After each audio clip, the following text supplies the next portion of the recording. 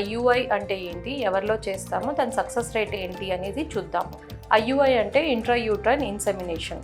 So egg release అయ్యే టైంకి husband స్పర్మ్ని wash చేసేసి ప్రాసెస్ చేసేసి మనము యూట్రస్లోకి ఇన్సర్ట్ చేస్తాం. ఇది ఇన్ సింపుల్ ఐయుఐ అంటే.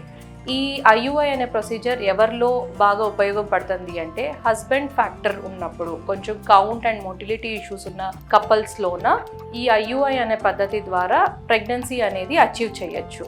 బట్ ఐయుఐ చేయడానికి కొన్ని ప్రీ రిక్విజిట్స్ ఉంటాయి. మనం స్కాన్లో ఫాలిక్యులర్ ట్రాకింగ్ చేసుకొని ఎగ్ రిలీజ్ అయ్యే టైంని చూసుకోవాలండి. సెకండ్ థింగ్, ట్యూబ్స్ ఓపెన్ ఉన్నాయా లేదా అని చూసుకోవాలా.